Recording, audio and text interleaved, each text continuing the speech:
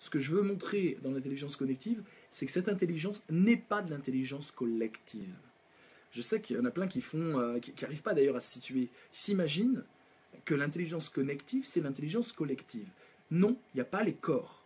Il n'y a pas les corps. À partir du moment où vous mettez les corps dans un même espace, à partir du moment où vous êtes ensemble dans un même espace et qu'il faut que vous utilisiez votre corps pour pouvoir exprimer votre pensée, à partir de ce moment-là, vous êtes dans l'intelligence collective.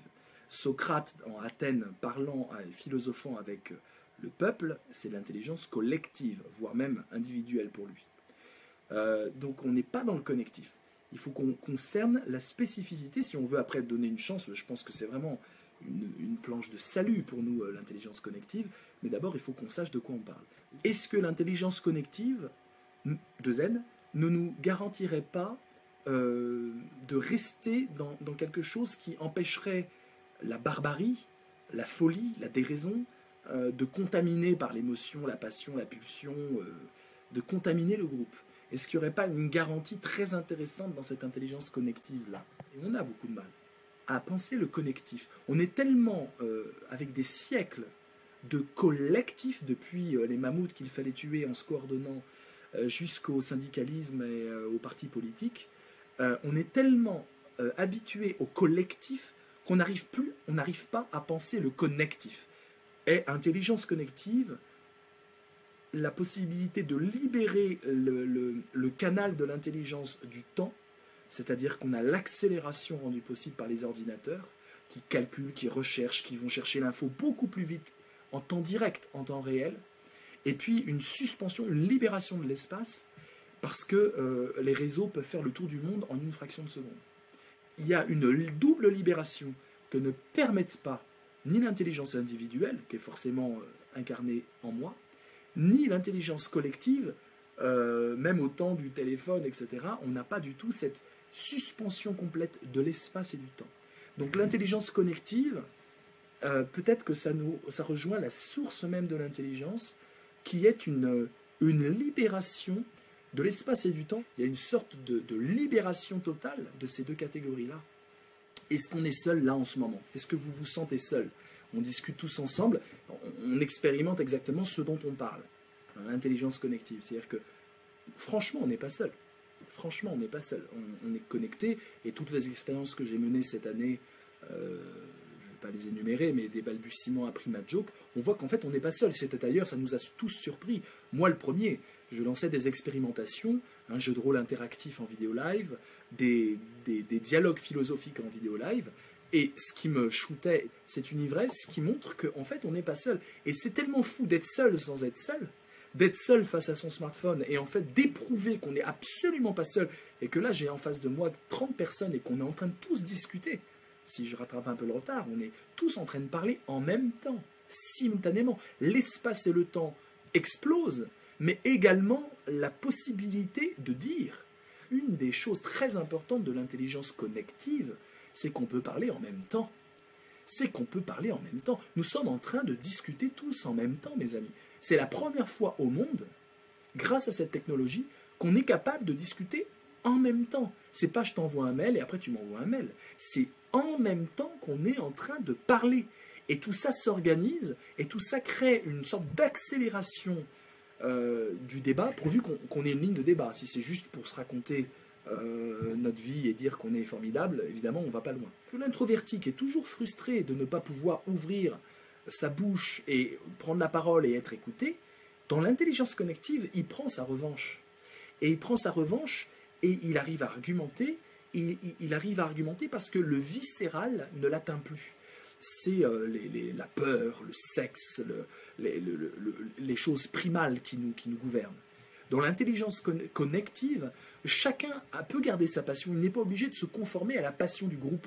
Alors que dans l'intelligence collective, on est obligé de suivre le leader, la grande gueule. Le connectif, on se connecte en fonction des besoins. C'est agile, ça s'adapte.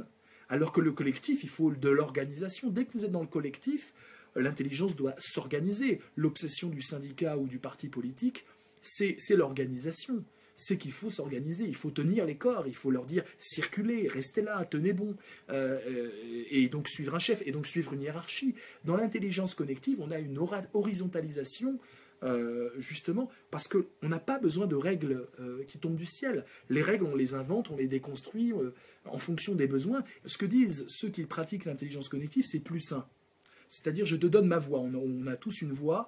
Et quand on dit je plus sois ou je fais plus un, plus un, ça veut dire que bah, là, tu as mon suffrage. C'est-à-dire qu'en fonction de ton idée, pas en fonction de ton statut. Les individus ne sont pas collés à des fonctions avec l'intelligent, le paysan, l'ouvrier, les intellos. On n'est pas du tout dans une répartition des rôles et des statuts. On est dans une action permanente. Et quand la proposition vaut, qui que ce soit qui l'ait proposé, eh ben on peut dire plus un. On peut accorder du crédit en fonction de l'argument. En fait, c'est extrêmement proche de la philosophie. Ce qui compte, c'est pas qui dit l'idée, mais c'est l'idée elle-même. Et donc, il y a à faire, non seulement il y a une dématérialisation, mais il y a une dépersonnalisation des propos. Et ça, c'est de la bombe atomique pour la philosophie directe. C'est-à-dire que tout d'un coup, on va regarder l'argumentation en elle-même, le propos en elle-même, et non pas comment il est incarné à travers une bouche, à travers un corps, etc. Donc l'argument d'autorité s'écroule dans l'intelligence connective. Alors ça ne veut pas dire que quelqu'un qui aurait du prestige parce qu'il a travaillé, il a fait ses preuves, il a gagné une légitimité que l'intelligence connective ne va pas lui enlever.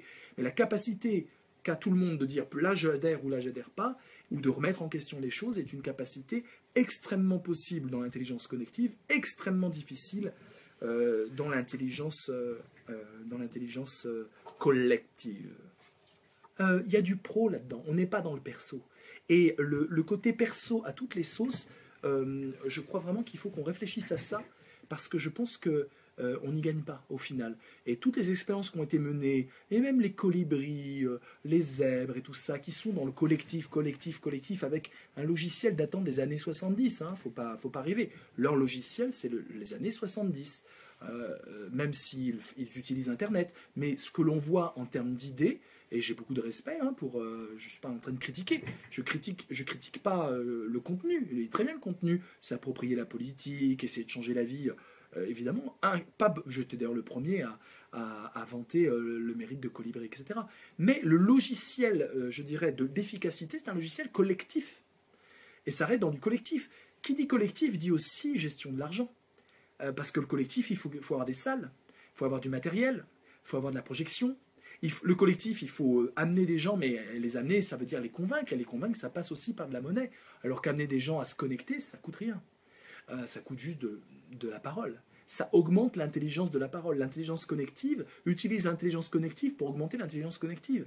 Dans l'intelligence collective, il y a toujours la caisse, le gestionnaire. Voilà, donc c'est un vieux logiciel. Et je pense que le connectif, c'est ça qu'il faut créer. Le connectif, il y a un respect énorme de l'autre parce qu'on ne le connaît pas. Parce que c'est pas mon pote. Parce qu'on n'a pas saucissonné ensemble. Et c'est intéressant de penser avec quelqu'un avec qui on n'a pas saucissonné. Il y a un respect de ouais, on se croise dans une aventure incroyable.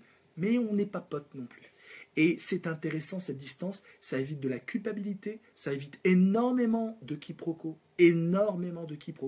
Dans le connectif, on a un but, on trace, on se tient dans le connectif, on se tient.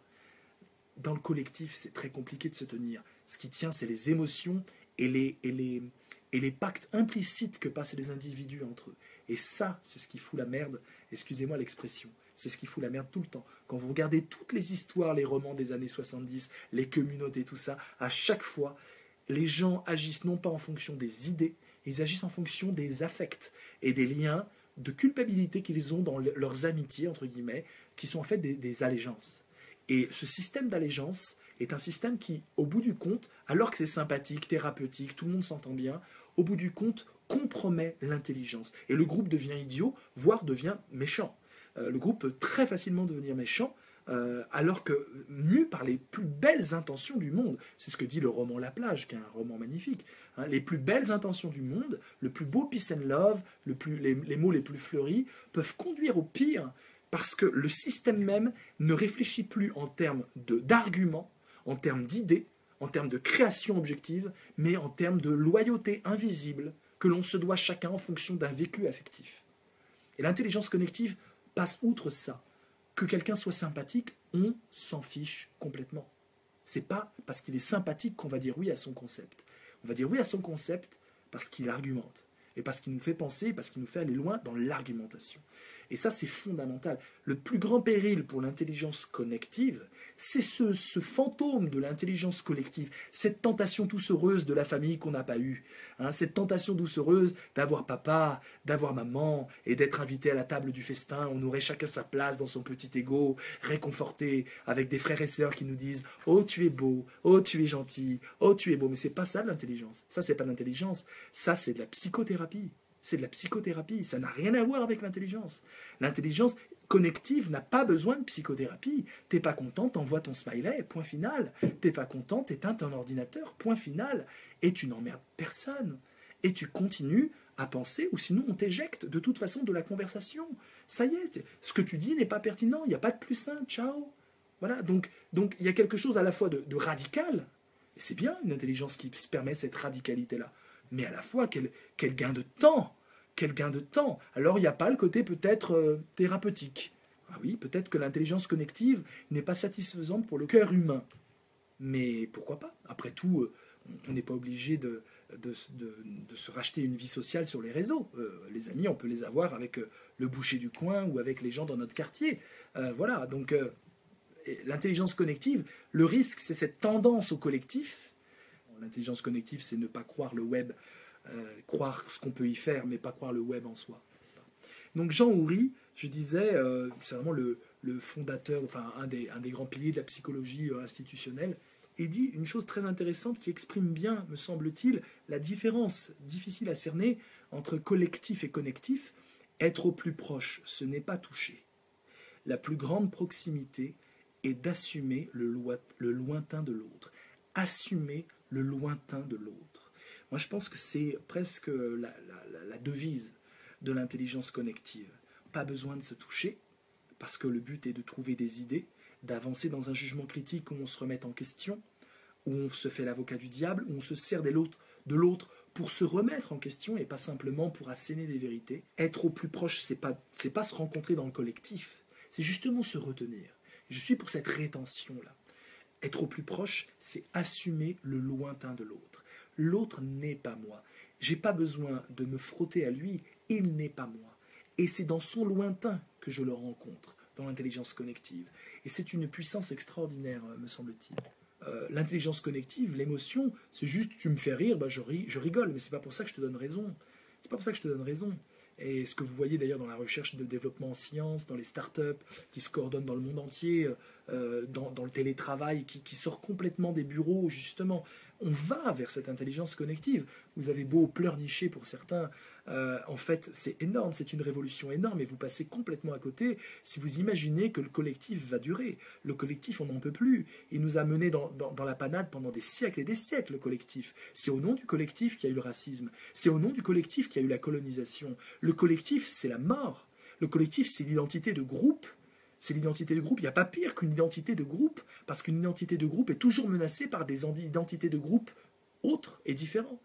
Donc justement, le connectif, c'est passer les frontières de la race, de la peau, de la race, non, entre guillemets, de la peau, du sexe, du genre, voilà. C'est toutes les frontières explosent, et c'est peut-être aussi ça, donner la chance à l'intelligence connective, c'est d'assumer le fait d'être justement des citoyens philosophants du monde, des philosophes du monde. Des philosophes du monde. Il y a les barrières de la langue qui sont en train de voler en éclats. C'est la possibilité d'être philosophe du monde. Et les problématiques écologiques, les problématiques économiques, les discriminations et les inégalités aujourd'hui sont telles que sans intelligence connective, je ne vois pas comment on peut s'en sortir. C'est pour ça que je vois que l'intelligence connective, pour moi, est le salut et redonne à la philosophie toute son ampleur. Socrate disait « je suis citoyen du monde ». Je pense vraiment qu'on peut aujourd'hui dire « je suis philosophe du monde » dans cette notion d'intelligence connective. Je vous laisse sur cette belle phrase de Bakounine. Rien n'est aussi stupide qu'une intelligence orgueilleuse d'elle-même. Ce que l'on voit dans l'intelligence collective et individuelle, c'est qu'on peut être orgueilleux de son intelligence. Je peux être orgueilleux moi-même tout seul en disant je suis intelligent, et je peux être orgueilleux dans le groupe en me faisant applaudir d'être celui qui est le plus intelligent. Mais dans l'intelligence connective, on ne peut plus être orgueilleux de son intelligence. Tout ce qu'on crée, on le crée véritablement ensemble, sans pouvoir signer et sortant un peu de ce diktat de l'auteur A majuscule. C'est une libération du narcissisme, l'intelligence connective. Et c'est pour ça que ça déplaît à tous les narcissiques, en général. Et ceux qui sont très violents sur l'intelligence connective sont ceux qui sont narcissiques par intelligence, qui ont un narcissisme de leur intelligence et qui sont justement orgueilleux, des intelligences orgueilleuses d'elles-mêmes. Bakounine, l'anarchiste que j'aime beaucoup, un philosophe extraordinaire, rien n'est aussi stupide qu'une intelligence orgueilleuse d'elle-même.